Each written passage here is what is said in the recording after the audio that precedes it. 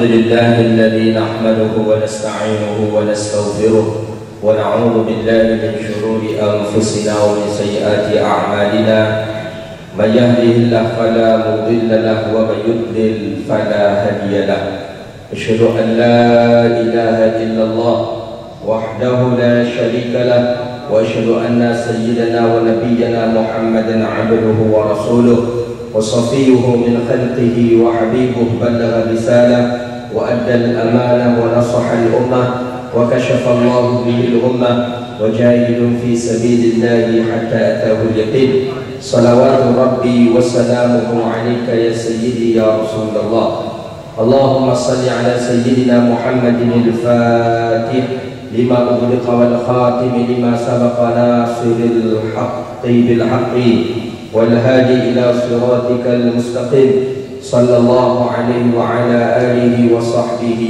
حق قدره ومقداره العظيم اللهم بك أصبحنا وبك نحيا وبك نموت وإليك النشور أصبحنا على فطرة الإسلام وعلى كلمة الإخلاص وعلى دين نبينا محمد صلى الله عليه وسلم رضينا بالله ربا وبالإسلام دينا وبمحمد صلى الله عليه وسلم نبيا ورسولا أما بعد.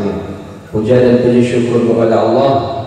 Alhamdulillah, di waktu yang mulia ini Allah izinkan kita untuk bisa duduk di rumah Allah, melaksanakan salat fardu subuh berjamaah dan dilanjutkan dengan majlis ilmu. Mudah-mudahan nikmat yang seperti ini Allah berikan kepada kita keistiqamahan dan Allah ampuni dosa kita dan Allah jadikan kita orang yang taat kepada Allah Subhanahu wa taala. Amin ya rabbal alamin.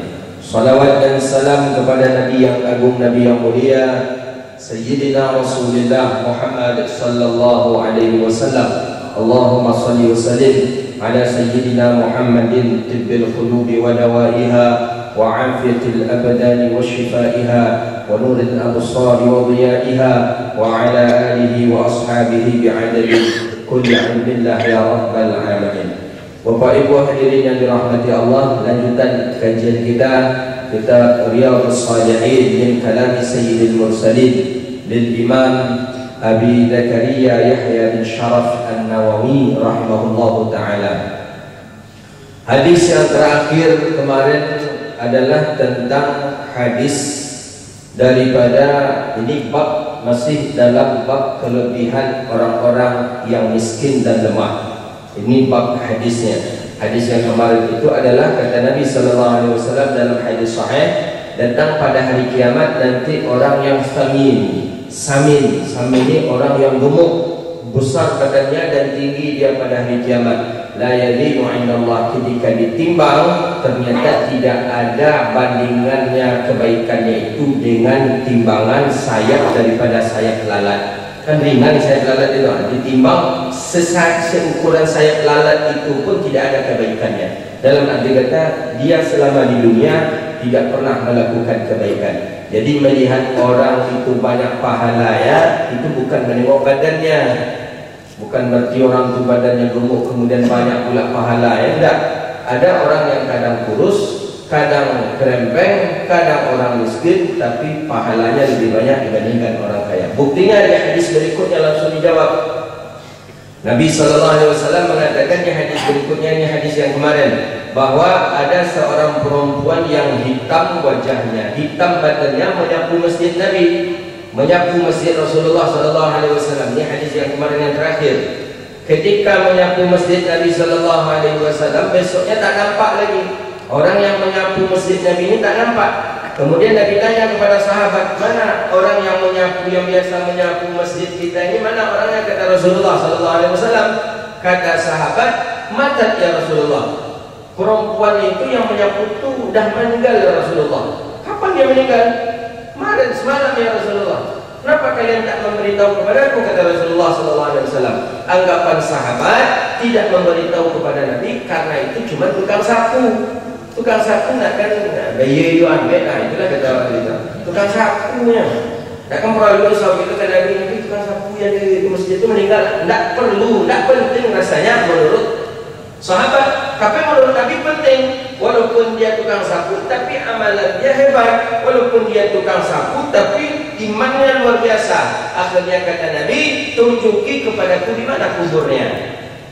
Tolong tunjuki kepadaku di mana kuburnya. Oh, kuburnya ada di sana ya Rasulullah. Baik, bawa aku ke kuburnya, kata baginda Nabi sallallahu alaihi wasallam. Dibawalah Nabi ke kuburnya, fasalla alaihi, kemudian Nabi salat di atas kuburnya. Ini hadis yang terakhir kemarin. Apakah boleh kita salat di atas kubur? Di atas kubur maksudnya bukan kubur tadi kita jadikan tempat sujud, di sampingnya lah sedikit, cuma menghadap ke arah daripada kubur tadi, maksud menghadap ke arah kiblat. Kemudian kubur di depan kita, boleh. Nabi pernah melakukannya. Jadi hadis ini hadis muttafaqun alaih. Hadis ini hadis yang kuat status derajat kesahihan hadis. Maka satu hadis ini sudah cukuplah menolak pendapat teman-teman kita salafi. Kata teman-teman kita salafi, tak boleh salat di masjid yang ada kuburan. Tak boleh salat di masjid yang ada kuburan. Jadi teman-teman kita salafi mengatakan tak boleh salat di masjid yang ada kuburan, haram hukumnya. Dalil yang dipakai teman-teman kita salafi hadis dalam Sahih Bukhari. Apa bunyi hadis dalam Sahih Bukhari? La taj'alul kubur awliya anbiya'u masajidahum. Jangan kalian jadikan masjid, jangan kalian jadikan kubur para nabi kalian adalah masjid. Itu bunyi hadis. Tapi cara mengeluarkan hukum dari hadis ini berbeda antara kita dengan teman-teman kita dari salafah. Mereka mengatakan tak boleh salat di masjid yang ada kuburan. Kalau menurut kita maksud masjid itu kan tempat sujud. Meletakkan sujud dahi kita ini ke atas kuburan, itu tak boleh. Tapi kalau salat di masjid yang ada kuburan, boleh.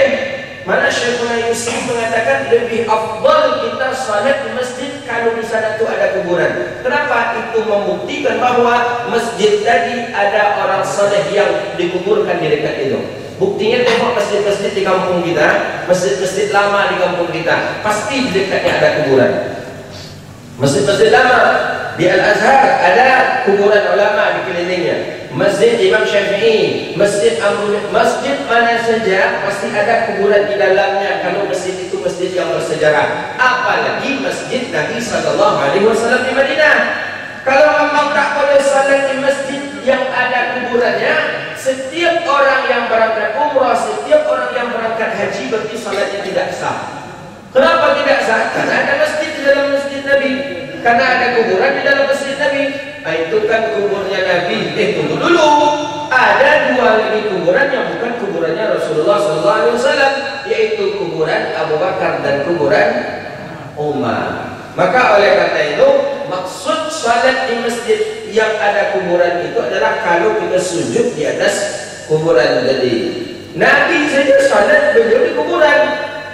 Jadi hadis yang terakhir kita bahas kemarin itu, di mana kuburannya? Kata baginda Nabi, ada di sana ya Rasulullah. Datang Nabi, kemudian Nabi salat. Setelah Nabi salat, apa kata Rasulullah? Inna hadhil qubura mamlu'atun zulmatan ala ahliha. Bahwa sesungguhnya kubur ini orang-orang di kubur ini mamlu'ah, zulmah, dipenuhi dengan kegelapan, gelap semuanya. Innallaha ta'ala yunawwiruha lahum bisalati alaihim. Bahwa sesungguhnya Allah menerangi cahaya orang-orang yang dikubur ini disebabkan karena aku salat di atasnya. Nah, ini dia. Jadi kata Imam Syekh Ilan Al-Syafi'i di dalam Dalilul Falihin Syarah Riyadhus Shalihin, beliau mengatakan bahwa disunahkan salat jenazah hadir inda qabrihi liman lam yusalli alaihi. Jadi tadi itu bukan salat gaib namanya, tapi masih dianggap salat jenazah, salat Nabi tadi. Jadi salat jenazah sebelumnya macam mana? Boleh. Salat jenazah sebelumnya sah. Jadi salat jenazah Nabi ini juga salat jenazah namanya, bukan salat gaib. Justru di sini disebutkan sunnah hukumnya. Jadi kita umpama kita sedang di Pekanbaru.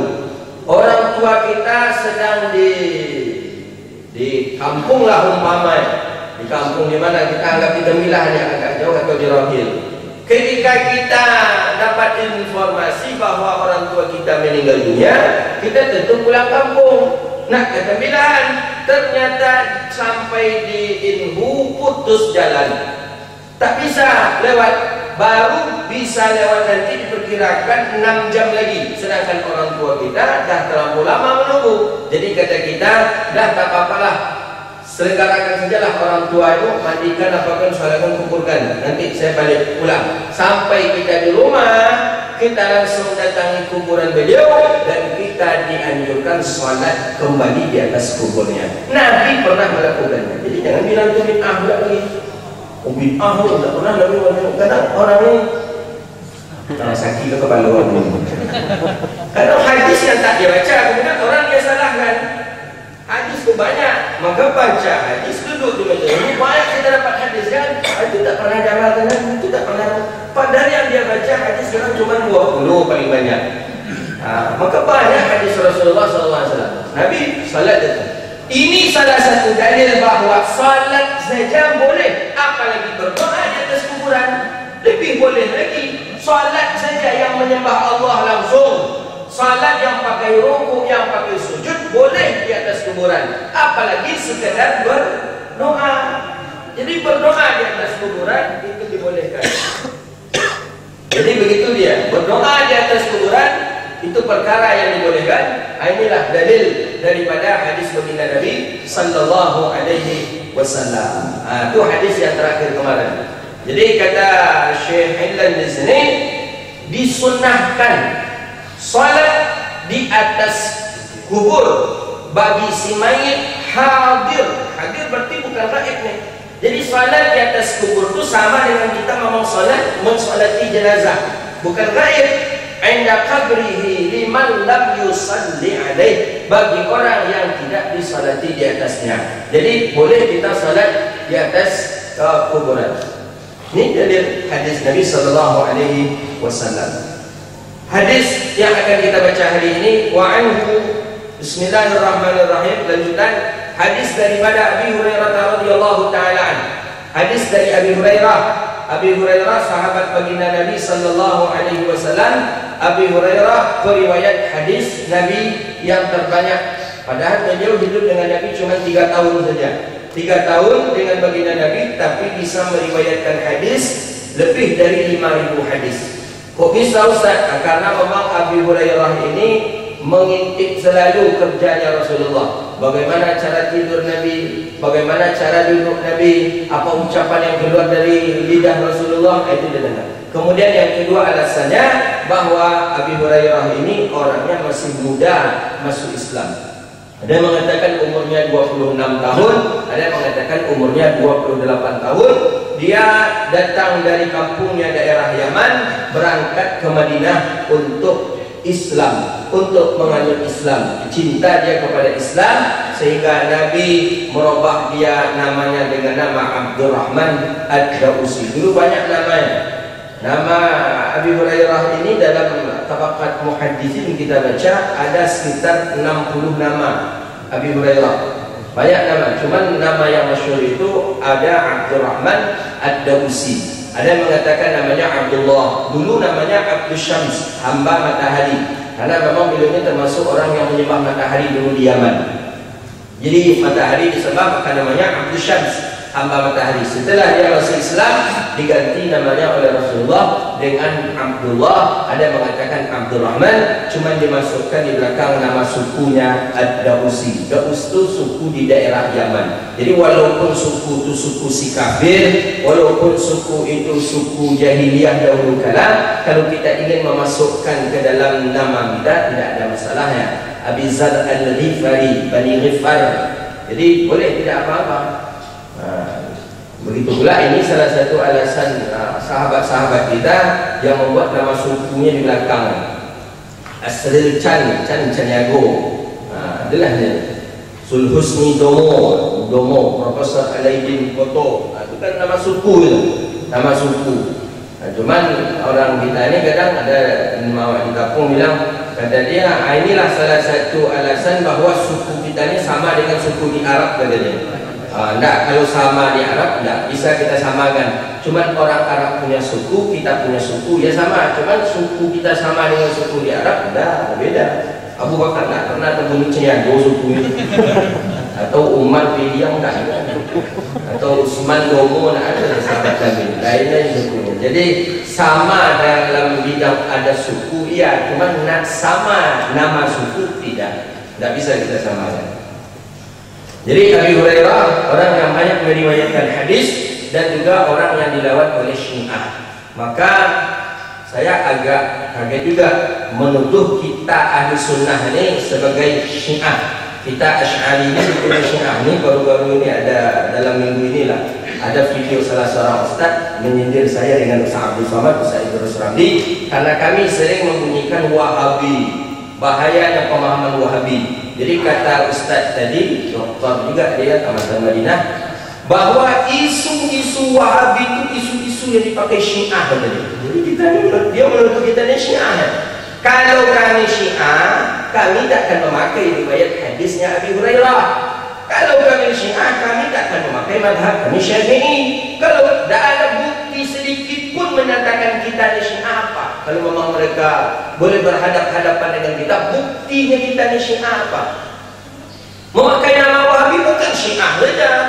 Kebanyakan ulama Ahlus Sunnah wal Jamaah mulailah hitung dan kelahirannya Muhammad bin Abdul Wahhab sampai hari ini bukan ulama Syiah yang mengatakan Wahabi itu bahaya, tapi umumnya ulama Ahlus Sunnah wal Jamaah lah yang mengatakan Wahabi itu berbahaya. Siapa di antaranya? Syekh Nawawi Al-Bantani, Syekh Ihsan Al-Jamfasi, Syekh Nuruddin Banjari, Syekh Ramadan Buti, Syekh Sa'id Ramadan Al-Buti, Syekh Yusuf Qardawi. Ulama-ulama besar mulai dari lahirnya Wahabi sudah mengatakan Wahabi pemahaman yang berbahaya dan pemahaman sesat. Dan daripada ratusan ulama tadi yang mengatakan Wahabi sesat, tidak ada satupun daripada mereka terindikasi Syiah. Akhirnya Ustaz ini mulai pula dia nak menjelekkan kita, dituduhnya kita Syiah karena yang sering mengatakan Wahabi itu Syiah. Tidak.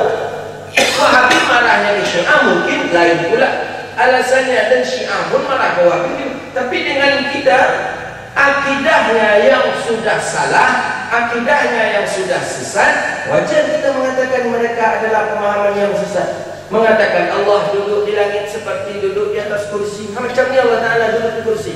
Karena tidak aja namanya. Akidah Yahudi itu duduk di kursi macam ni, mungkin Allah Ta'ala duduk di kursi seperti ini. Berarti Allah butuh kepada tempat kursi. Kursi ini makhluk. Kalau Allah duduk di atas kursi, berarti Allah duduk dengan makhluk. Allah butuh kepada makhluk, berarti lemah. Tuhan tidak boleh berhajat kepada apapun. Allah tidak berhajat kepada apapun. Ini nyata mereka mengatakan Allah di atas. Mengatakan Allah di atas berarti Allah punya jihad. Jihad maksudnya punya tempat, punya arah. Arah atas. Atas kan arah. Tempat. Berarti mustahil Allah punya tempat. Allah akan turun di setiap sepertiga malamnya Allah turun. Menurut mereka memang Allah yang turun, zat Allah yang turun setiap sepertiga malam. Pertanyaannya, kapan Allah naik lagi? Kapan Allah naik? Sepertiga malam turun di Pekanbaru, siap tu turun pula lagi Allah di Sumbar, kemudian turun lagi Allah di mana lagi? Bila Allah Ta'ala naik? Naiknya Allah Ta'ala itu kapan? Kapan? Berarti batal dong mereka mengatakan Allah di atas. Jadi maksud hadis itu bahwa Allah Ta'ala turun sepertiga malam. Apa Allah yang turun? Rahmatnya Allah. Inilah yang disebut dengan takwil. Inilah yang disebut dengan takwil. Jadi tidak mesti hadis itu kita maknakan dengan makna itu, tapi harus ada yang kita takwilkan. Sama dengan ayat wa huwa ma'akum aina kuntum. Dianya Allah di mana saja kamu berada. Allah ada di mana saja kamu berada. Coba jangan kita takwilkan. Mentah-mentah itu kita telan.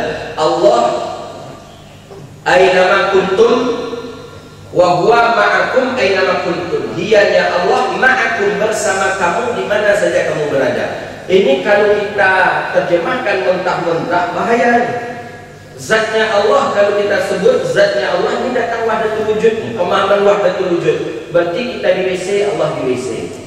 Kita di tempat yang kotor, Allah tempat yang kotor. Karena kita mengistilahkan zatnya Allah, bukan zat Allah. Itu paham wahdatul wujud itu. Tapi bagaimana mesti ditakwil? Apa maksudnya? Ilmullah, ilmunya Allah, pengetahuannya Allah. Di mana saja kita berada, kita selalu diawasi oleh Allah. Itu namanya takwil. Akidah ahli sunnah wal jamaah menyelamatkan pemahaman-pemahaman sesat ini kepada pemahaman yang betul. Ibnu Taimiyah sendiri mentakwilkan ayat itu. Kalau seandainya tidak ditakwilkan ayat itu, maka jatuhlah dia sebagai wahdatul wujud. Itulah yang minum itu siapa? Allah. Bahaya kan? Yang duduk sekarang siapa? Allah. Yang pakai masker sekarang Allah. Itu paham, namanya paham wahdatul wujud. Kenapa bisa paham wahdatul wujud ini ada? Karena dia mengatakan bahwa zatnya Allah dengan zat manusia itu bercampur dan bersatu. Ini hati-hati. Agak tinggi gaji segede tempat subuh ini. Tapi harus hati-hati kita tentang Allah, tentang akidah, harus hati-hati. Akidah kita sudah menyelamatkan kita dari kekufuran. Jaga akidah itu dan jangan sampai kita lari dari akidah. Nah, ini disebabkan karena Ustaz Abdul Somad dengan King Idrus Ramli kemarin ada kajian berdua, kemudian heboh lah se-Indonesia teman-teman tadi untuk nak mencari alasan menolak pendapat yang berdua tadi. Tapi Ustaz Idrus Ramli, King Idrus Ramli ilmiah, bukan akal-akal saja, ilmiah aja. Sampai ada mengatakan kalau akidah kalian mengikut mazhab Syafi'i, tapi kok di akidah kalian tidak mengikut akidahnya Imam Syafi'i. Akidahnya Imam Syafi'i itulah yang dilanjutkan oleh Imam Abi Hasan Asy'ari.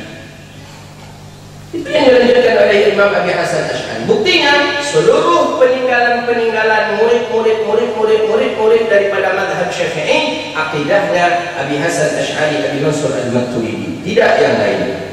Itu sebagai jawabannya. Jadi kadang orang ini kadang ya, mencari celah untuk nak menjatuhkan, tapi qadarullah, Allah pun maha mengetahui, Allah maha suci. Kita mensucikan Allah daripada seperti bentuk manusia. Laisa kamitslihi syai'un wa huwas samiul basir. Allah itu tidak seperti apa yang kita kehendaki, seperti makhluk. Tidak, Allah tidak seperti makhluk. Jangan kira Allah punya tangan, jangan kira Allah punya kaki, jangan kira Allah duduk di kursi, jangan kira Allah duduk di atas sana.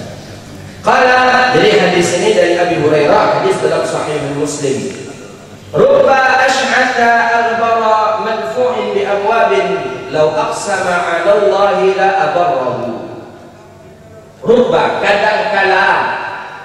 kadangkala orang yang as'atha ini yang berpakaian compang-camping, pakainya biasa saja, pakainya lusuh. Ada yang mengatakan as'atha ini rambutnya al-bara, banyak debu, rambutnya kusut, rambut kusut, badan berdebu. Setiap dia meminta sampai di pintu ditolak orang, karena rambut kusut, baju pun compang-camping, banyak debu, penuh debu pula lagi. Datangnya langsung diusir oleh orang. Madfu'an bil abwab, langsung diusir, di sana pergi sana. Tapi kata Nabi, lau aqsama 'ala Allah la abarrahu. Kalau kita ketahui, kalau kalian ketahui, kata baginda Nabi, kalau yang laki-laki itu dia bermohon meminta kepada Allah, la abarrahu, maka Allah kabulkan permintaannya. Ada mengatakan lau aqsama ini dengan makna halaf. Kalau dia bersumpah kepada Allah, langsung Allah kabulkan. Kalau dia berdoa kepada Allah, langsung Allah kabulkan. Apa maksud hadis ini? Banyak orang-orang miskin, rambutnya tak terurus, badannya tak terurus, tapi doanya dikabulkan oleh Allah. Maka kata baginda Nabi, jangan memandang orang itu dengan memandang penampilannya. Jangan melihat seseorang daripada kekayaan hartanya. Itu Nabi mengajarkan kepada kita.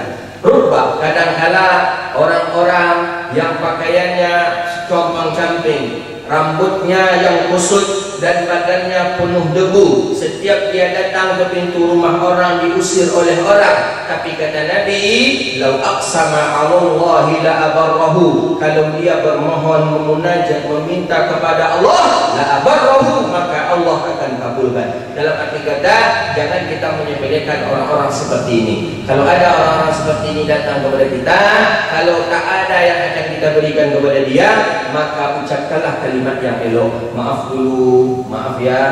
Begitu dia ucapannya. Jangan sampai kita menghina hati dia, tersinggung hati dia bahaya. Baru orang musuh al-mani datang ke rumah kami. Tak elok. Engkau ni bersihkan dulu badan baru datang ke rumah kami nanti. Tak boleh. Dengan kalimat yang elok, kalau kita takkan memberi dia. Ingat kata Nabi, lau aqsama 'alallahi la abarrahu, kalau dia meminta kepada Allah, la abarrahu, maka Allah akan mengabulkannya. Ini hati-hati kita. Maka cerita saya kemarin di Mesir banyak yang seperti ini. Bawa boni, kemudian pakaiannya ada lusuh, datang kadang ke kita itu tadi ya sini, ayo khidmah, bahasa saja lagi meminta bantuan kepada kita, meminta bantuan halawiyah kami, berilah kami sedekah. Kalau ada kita beri, kalau tak ada jangan kita ucapkan kalimat yang tak elok. Patah nampak siko dan tinggal siko kan tak nak rajo jangan. Hati-hati mereka itu kata Nabi, lau aqsama 'alallahi la abarrahu, kalau dia bermohon kepada Allah, permohonannya itu langsung dikabulkan oleh Allah Subhanahu wa taala. Jadi kita jangan sampai menghina orang-orang yang seperti ini. Jangan sampai. Jadi kita juga banyak juga orang-orang yang seperti ini. Nampak penampilannya, bajunya saja compang-camping, rambutnya kusut tak pernah terurus. Di Aceh ada namanya terakhir, almarhum sudah meninggal dunia, namanya Abu Wailah. Abu Wailah kalau tak salah saya namanya Ibrahim Wailah. Ibrahim Wailah ini dia pakainya biasa saja, compang-camping, pakainya ya kadang tak terurus, rambutnya macam itu juga. Tapi siapa saja yang orang siapa saja tetangga dia atau warga dia yang berangkat haji, tetap warga ini nampak dia sedang tawaf di Mekah. Abu Ibrahim berangkat haji kemarin. Enggak, padahal beliau di Aceh saja, tapi nampak keluar oleh tetangga warga beliau sedang tawaf di Ka'bah. Bisa tu Ustaz? Bisa, kenapa tidak? Bisa, karena kesalehannya jadilah. Maka oleh karena itu jangan sampai menghina orang-orang yang saleh seperti ini. Jadi yang sebenarnya yang haji itu satu saja. Jadi ini beliau di Aceh. Jadi yang ke sana itu siapa? Itulah dia ruhnya. Bisa Ustaz, kenapa tidak? Bisa saja. Kita di sini bisa juga Ustaz? Bisa. Cuma tadi lah. Awak mengaji baru 2 minggu baru nak macam Ibrahim Wailah. Ibrahim Wailah mengaji dah puluhan tahun dia. Dah banyak amalan sunnah Nabi yang diamalkan. Di Mesir banyak sekali. Di Mesir banyak orang-orang yang seperti itu. Jadi intinya jangan menghina.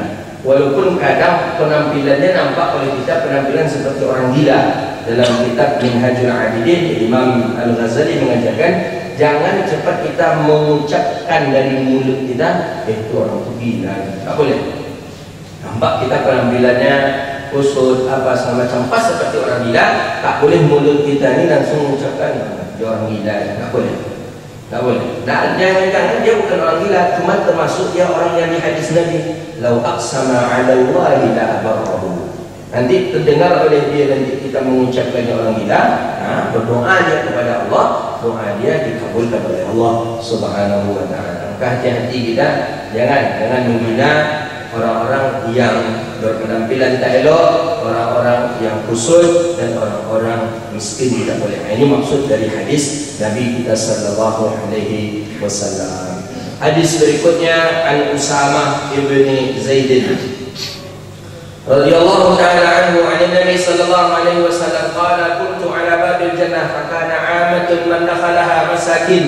Ini tentang hadis dari Usamah bin Zaid. Usamah bin Zaid ini seorang sahabat yang paling dicintai oleh Nabi, ayahnya. Jadi ayahnya ibunya dan dia si Usamah ini orang yang mencintai Nabi dan dicintai oleh Nabi. Nabi sangat mencintai Usamah ini. Jadi nama ayahnya Zaid. Zaid ini sahabat dan teman baginda Nabi sallallahu alaihi wasallam dan juga bagian daripada terdekatnya Nabi. Maka kemudian ibunya si Usamah ini namanya Barakah Ummu Aiman. Ummu Aiman ini yang mendidik, yang menjaga Rasulullah sallallahu alaihi wasallam. Makanya Usamah ini tak pernah hidup mengamalkan perangai orang jahiliyah, tak pernah. Usamah namanya. Usamah itu nama orang laki-laki di Arab. Usamah. Nah, ada Usamah bin Laden ya. Itu Usamah. Guru saya ada, beliau masih muda, belum 40 umurnya, Usamah Said Al-Azhari, Dr. Usamah Said Al-Azhari, tapi hadis beliau hafal sehingga beliau dijuluki sebagai Al-Imam. Beliau dijuluki Imam Subuki fi asrihi, Imam Subuki zamannya. Matan-matan kitab hafal oleh beliau. Beliau murid kesayangannya Syekh Ali Jumat. Jadi kalau ada Syekh Jumat apa-apa, tidak usah jauh, tanya kepada Syekh Usamah Said Al-Azhari. Beliau orang alim. Jadi Usamah Zaid ini, beliau bersama Nabi sallallahu alaihi wasallam, beliau dilahirkan di Makkah, kemudian hidup bersama sahabat-sahabat yang lain. Kemudian di usia beliau yang ke-15 tahun, beliau diizinkan Nabi oleh Rasulullah untuk ikut perang. Perang ketika itu perang Mu'tah. Ketika itu perang yang terjadi, dan panglima perangnya awalnya itu panglima perangnya ayah dia yang bernama Zaid. Ketika perang berkecamuk, di depan matanya ayahnya meninggal dunia. Di depan ayahnya, di depan mata dia, ayahnya ini dibunuh oleh orang-orang kafir. Kemudian setelah itu, 2 tahun setelah itu ada lagi perang dengan bangsa Romawi, Syam kalau tak salah. Nabi mengangkat Usamah bin Zaid. Nah, ini banyak protes. Di sini boleh banyak protes. Pertama, Usamah ini orang yang miskin, tidak bangsawan. Kedua, Usamah ini usianya ketika itu baru 17 tahun, masih muda. Sedangkan yang senior yang lihai dalam berperang banyak.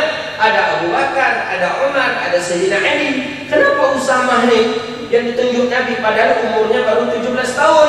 Banyak yang protes. Jadi Nabi menunjuk Usamah bin Zaid sebagai panglima perang. Jadi kata sahabat, ya Rasulullah, sebanyak ini para senior, kenapa yang tidak senior saja? Kenapa mesti dia? Kata baginda Nabi, kalian meragui pilihanku, kata Rasulullah. Kalian meragui pilihanku, kata baginda Nabi. Bukan, ya Rasulullah, kami tidak meragui pilihanmu, ya Rasulullah. Ya kalau begitu, ikutilah saja Usamah bin Zaid. Rupanya betul, hebat dia, lihai. Maka tidak masalah sebenarnya dalam patokan usia. Ini Nabi SAW mengajarkan kepada kita ini. Siapapun yang akan memimpin daripada kita, daripada usia, ini perang maksudnya ini, perang dari segi usia, kalau dia memang sudah mampan, sudah betul-betul sanggup, bismillah. Walaupun usianya masih muda, Usamah bin Zaid usia ketika itu baru 17 tahun, sudah diamanahi oleh Rasulullah sebagai panglima perang. Nah, bahkan 17 tahun baru, 17 tahun kalau begitu anak-anak baru tamat SMA kan? SMA. Kelas berapa SMA? Kelas 3, kelas 2, kelas 3 sudah jadi panglima perang, ya kan? Kalau dia awak sih kok main handphone aja orang ini. Dan karena dia pegang panah itu dah. Jadi dia mana kalau Nabi itu betul. Ketika dia atur strategi perang, karena dia sudah diajarkan oleh ayahnya cara mengatur strategi perang ini, diajarkan oleh ayahnya. Tengok sahabat pun mengakui kehebatan dan kelihayan daripada Usamah bin Zaid. Jadi tak apa-apa, jadi kalau ada yang lebih muda daripada kita dan menurut kita mampu, ya silakan naik. Tidak perlu harus kita cemburui. Ini tidak, wajah itu baru balik dari Sudan baru pandai kerja. Tak boleh seperti itu. Kita harus gentleman kita, bahwa kita ini sudah cukup lama, berhenti sejenak, beri anak muda untuk naik. Nabi mengajarkan itu kepada Usamah, kepada kita semua.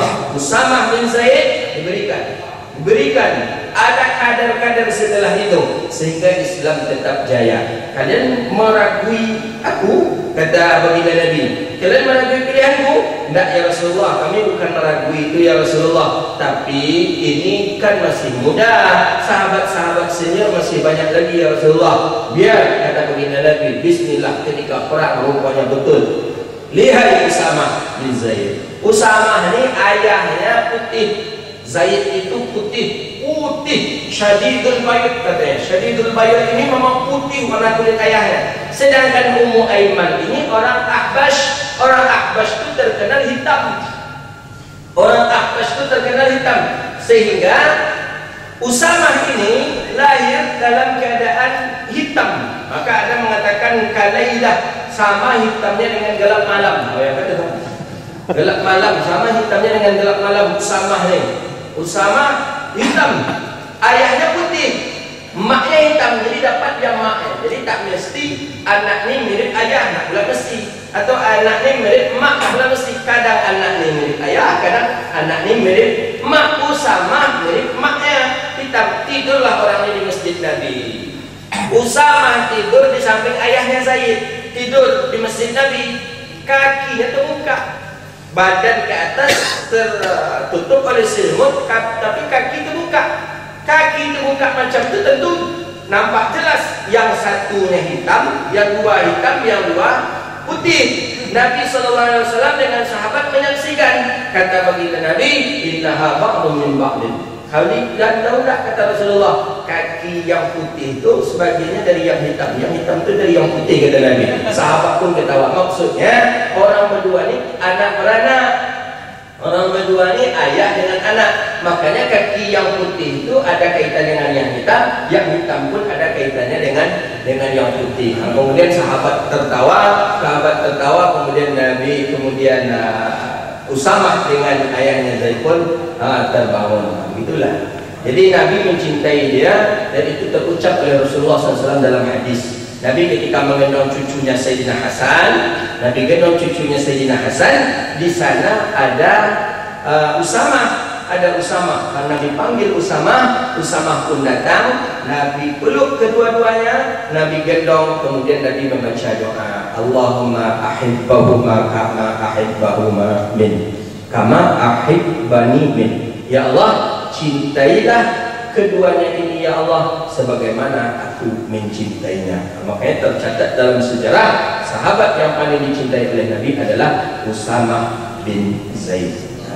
Maka kalian meragui daripada pilihan ibu kata Nabi, karena Nabi sudah sayang betul kepada Usamah bin Zaid. Dan Usamah bin Zaid tak pernah neko-neko, tak pernah melawan kepada baginda Nabi, tak pernah mengangkat suara kepada baginda Nabi sallallahu alaihi wasallam. Jadi Usamah bin Zaid bagus. Kalau punya anak kita kasih nama dengan Usamah, bagus. Usamah Zaid bin Zaid, Zaidun, Zaid itu adalah ayah.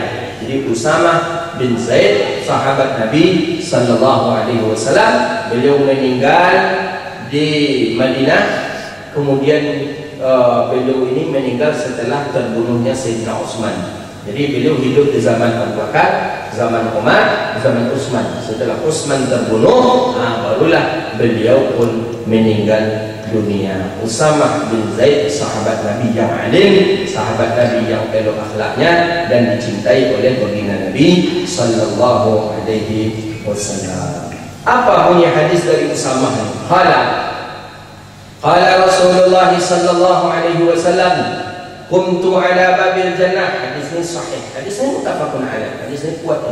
Kata Nabi, Usamah mendengar hadis ini, aku berdiri di pintu surga, kata Rasulullah. Nabi berdiri di pintu surga, babil jannah. Fakana amatun man dakhalaha masakin.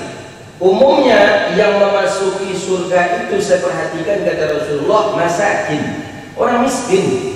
Kebanyakan yang masuk surga tadi, yang memasuki surganya orang miskin, kata Rasulullah. Wa ashabul jaddi mahbusun. Adapun orang-orang kaya, para penguasa, mahbusun, mereka itu terhenti, maksudnya tertahan, belum masuk ke surga. Orang miskin sudah masuk surga nih, orang kaya ini belum juga lagi. Kemudian kata baginda Nabi sallallahu alaihi wasallam, ghaira anna ashaban nar, berbeda dengan orang-orang neraka, qad umira bihim ilan nar, diperintahkan mereka untuk masuk neraka. Orang neraka sudah masuk ke dalam neraka, orang miskin sudah masuk ke dalam surga. Ini orang kaya di kali ini. Orang kaya belum jelas tempatnya, entah ke surga, entah ke neraka, belum tahu deh. Nah, berapa selisih jaraknya itu? Kata dalam riwayat hadis, selisihnya itu 500 tahun. Nah, hati-hati orang-orang kaya, banyak di Nurul orang kaya. 500 tahun bedanya. Orang kaya, orang miskin sudah masuk surga. Orang neraka sudah masuk ke dalam neraka. Orang-orang kaya ini masih tertinggal dia. Dalam hadis 500 tahun jaraknya. Oranglah menikmati surga, ini tinggal itu menunggu dan tak ke surga, tak ke neraka, tak ke surga, tak ke neraka. Menanam kayu cepet surat akan video. Nurudani banyak nih yang zakatnya miliar di Nurudani juga. Ghaira anna ashaban nar qad umira bihim wa kuntu ala babin nar, dan aku berdiri di pintu neraka, kata Nabi. Nabi berdiri di pintu neraka. Fa iza amatun man dakhalahan nisa, aku perhatikan orang-orang yang masuk ke dalam neraka, kebanyakan dari mereka adalah perempuan. Nanti kita jelaskan hadis ini. Ini hadis ini kita baca arti hadis ini. Wakum hadis ini sahih. Hadis ini muttafaqun alaih. Muttafaqun alaih tertib kesahihan hadis. Wa kuntu ala babin, dan aku berdiri di pintu neraka. Fa iza amatun man dakhalahan nisa, kebanyakan mayoritas yang masuk ke dalam neraka adalah perempuan. Baik, kita syarah daripada hadis ini. Pertama, bahwa orang miskin, orang yang banyak menghuni surga itu orang miskin yang mana, kata baginda Nabi? Orang miskin yang sabar dia dengan kemiskinannya dan bersyukur dan redha dia dengan pemberian Allah. Dia miskin, sabar, tak pernah mengeluh dia. Apa yang ada dia terima, redha bi qada'illah, redha dia dengan ketetapan Allah untuk dirinya.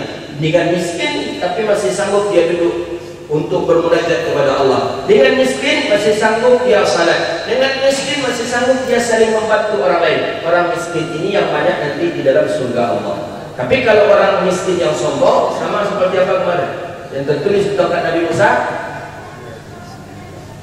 al-faqiru la yusbiru ala faqirihi fahuwa kalbun. Orang fakir yang tidak sabar dengan kefakirannya, maka dia sama dengan anjing. Hinanya. Nah, orang ini di nerakanya. Yang di surga adalah orang fakir yang sabar dengan kefakirannya, orang miskin yang redha dengan ketetapan Allah kepadanya, maka dia Allah masukkan ke dalam surga Allah. Kemudian, apa maksud daripada orang-orang kaya yang tertahan di sini? Orang-orang kaya yang tertahan maksudnya adalah mauqufuna la yastati'una firara. Mereka tertahan itu memang tak sanggup untuk berjalan, tak sanggup untuk pergi ke depan untuk surga pun tak sanggup. Kenapa mereka tak sanggup? Orang kaya yang seperti apa? Orang kaya yang mereka itu berderma, maksudnya mereka bersedekah, akan tetapi sedekahnya itu disebutnya kembali. Banyak sedekah ini orang kaya, tapi disebutnya itu saya itu kalau tak saya bantu kemarin itu mungkin takkan jadi ya. Saya itu kalau takkan saya bantu kemarin itu mungkin masjid itu kalau tak dengan uang saya lah kemarin mungkin. Dia bantu orang, dia keluarkan uang, tapi dia disebut-sebutnya orang ini yang disebut dengan orang yang terlambat. Tapi kalau orang kaya ghaniyun tawadu, orang kaya yang tawadu, orang kaya yang rendah hati, setelah dia bersedekah, setelah dia berderma, setelah dia keluarkan hartanya, dia tak menyebut sama sekali apa-apa, dan dia tidak membanggakan kepada orang-orang, tidak ada takabur, sombong di dalam dadanya, maka dia samalah dahulu masuk surga dibandingkan orang-orang tadi. Jadi nampak beda kita. Orang kaya yang mana? Orang kaya yang sombong, orang kaya yang selalu menyebut kekayaan pemberiannya kepada orang. Kemudian orang kaya yang sedang tidak memiliki sifat tawadhu. Jadi maka pada karena itu kaya boleh, tidak mengapa. Nabi Sulaiman juga kaya, Sayyidina Rasulullah juga kaya, tapi tawadhu ini rendah hati. Rendah hati, jangan nak dibeli saja orang semua. Ya, ada orang kaya nak dibelinya saja orang semua. Nak dibelinya, engkau ni tadi jangan banyak cakap lagi katanya. Berdiri engkau ni bisa seberdiri. Ada orang-orang kita yang memang pongah ni, yang sombong. Tapi saya tengok itu umumnya orang-orang yang tidak ada duduk di majelis ilmu, yang tidak pernah dekat dengan para ulama. Memang kesombongan kekayaannya dia berikan, dia gunakan untuk kesombongan dan keangkuhannya. Saya kalau nak mau apa saya nak saya buat bisa katanya. Sehingga ketika kita mendoakan, saya ingat itu waktu dulu ketika kita dibantu, kemudian kita doakan dia, apa jawabannya? Ada usahlah doakan saya katanya. Tak pun didoakan, saya juga udah kaya. Sombong, tak boleh seperti itu, tak boleh. Kan? Saya tak butuh doa dia lah katanya. Ya wajarlah orang mendoakan kita, kita bantu orang, kemudian orang mendoakan kita. Rasa doa orang itu kadang lebih istijabah, seperti hadis sebelumnya kan. Laukas sama lillah, kalau dia berdoa kepada Allah, tak apa. Jadi teman kita tadi dekat saya itu, saya ada waktu itu karena teman kita ini butuh, jadi saya kenalkan dengan bapak tadi, kemudian didoakan, Pak, terima kasih banyak Pak, mudah-mudahan murah rezeki bapak, lancar usaha. Nah, tidak usah doa macam tu, pakai je lah duitnya. Doa tu, saya tak butuh doa dulu. Tak boleh. Itulah yang disebut dengan 500 tahun terlambatnya masuk surga. Maka orang-orang yang sombong, takabur fi malihi, dengan hartanya, kemudian sombong dia dengan hartanya, dengan kemegahan dunia yang dia miliki, maka orang itu mahbusun, mereka tertahan, tidak ke surga, tidak pula ke neraka. Jadi apa yang menyebabkan dia lama? Hisab. Yang menyebabkan dia lama itu adalah hisab. Kila innahum mahbusuni sabaqihim fulqara bi 500 am. Ini disebutkan ini dengan 500 tahun. Innahum, katanya bahwa sesungguhnya mereka tertahan karena dengan kesombongannya. Kemudian ghairana ashabna, orang neraka sudah masuk ke neraka, tinggal lagi Nabi, berdiri pula lah Nabi di pintu neraka. Fa idza amatul man dakhalahan nisa, kebanyakan yang masuk neraka itu adalah perempuan. Yang kebanyakan perempuan. Hadis ini disyarah oleh ulama. Kenapa kok perempuan yang kebanyakan banyak masuk neraka? Pertama, binisbatil adat, nisbah hitungan jumlah, memang perempuan ini lebih banyak dibandingkan laki-laki. Lebih banyak perempuan dibandingkan laki-laki. Jadi hal yang wajar saja bahwa di dalam neraka sendiri perempuan pun lebih banyak dibandingkan laki-laki. Pertama. Yang kedua, alasan kenapa maksudnya perempuan lebih banyak di neraka ketimbang laki-laki, di sini disebutkan bahwa karena memang buruk akhlak mereka terhadap suami mereka. Jadi orang-orang yang banyak melawan ke suami itulah yang banyak produksi neraka. Tapi ini orang yang tak duduk di pengajian juga nih. Kalau orang duduk di pengajian tak mungkin melawan ke laki, walaupun lagi sekali-sekali. Ya sekali-sekali. Tapi apa maafkanlah copet daripada masuk neraka bini awak.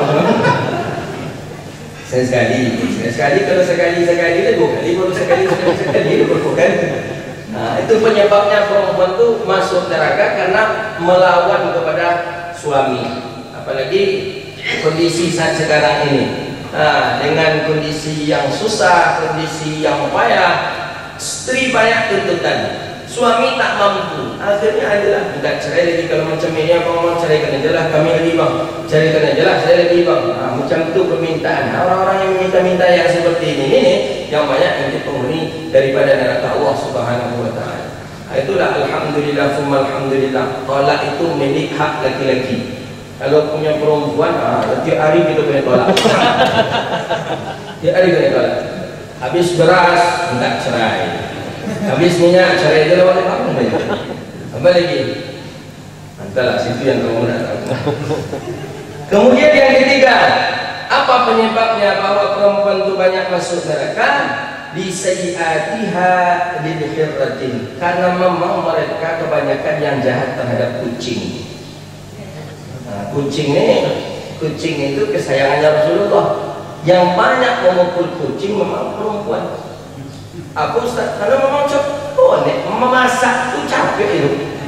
Siapa masak ikan baru diletakkan, baru tahu mengirimkan minyaknya, tiba-tiba kucing. Kucing ini dia itu dibawa lari sampai dapat, itu harus saking pendendamnya ibu ini balik kucing itu balik tengok ini ikan yang tadi aku kucing dia. Kucing ini tadi ambil apa yang sampai sapu dipukul. Nah ini dia sifat yang seperti inilah yang menyebabkan perempuan bagian daripada neraka Allah. Padahal apa salahnya? Satu yang diambil oleh kucing itu dihitung sedekah itu. Dalam hadis Nabi dihitung sedekah, besar pahalanya. Bayangkan seorang yang memberi Rafatul Bilharan. Kemarin subuh kajian kami tentang hadis Bahjatun Nufus, kitab Bahjatun Nufus, bahwa memberi minum anjing saja menyebabkan seseorang masuk ke dalam surga. Memberi minum anjing, apalagi ini hewan yang dihormati kucing, hewan yang boleh kita pelihara yaitu kucing. Ya ambillah, berikan ke dia, jangan dikejar lagi. Kalau pun dikejar nak mengaku gitu, mungkin balik kita ambil dari mulutnya, kita letak di piring kita balik, kan tak mungkin. Ambillah, nikmatilah, bismillah. Allahumma barik lana fi ma razaqtana wa qina adzabannar. Baca doa kucing itu. Jadi kadang, itulah penyebab ketiga, itulah penyebabnya. Jadi kalau ada dia makan, biarlah. Kita punya ikan di rumah, memberi makan ikan, kita beri makan ikan, dari itu dihitung sedekah. Kita punya kucing, beri makan kucing, dihitung sedekah. Punya ayam, beri makan ayam, dihitung sedekah. Hitung sedekah. Jangan-jangan penyebab asbab ikan yang satu itulah yang memasukkan kita nanti ke dalam surga Allah. Kita tak tahu. Dengan barakahnya, dengan rasa syukurnya kucing yang sudah 3 hari tak makan, ternyata dapat ikan, kita kemudian dia bersyukur kepada Allah. Sebagaimana anjing yang diberi minum oleh seseorang, kemudian anjing tadi dia bersyukur melepaskan dahaganya, seekor anjing.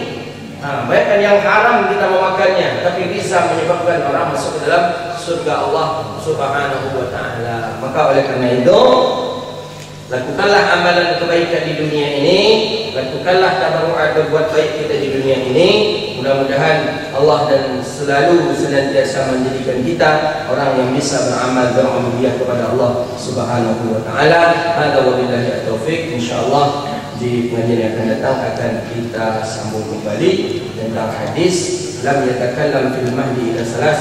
Ada orang yang bisa berbicara ketika lahirnya itu cuma 3 orang saja. Inilah hadis kita insyaallah yang akan kita baca. Hadza wabillahi taufiq. Rabbana atina fid dunya hasanah wa fil akhirati hasanah wa qina adzabannar. Allahumma barik lana fi auladina wa dhurriyyatina waghfirhum wa la tadurruhum wa fidna fihim li ta'atika warzuqna birrahmatika ya arhamar rahimin. Allahumma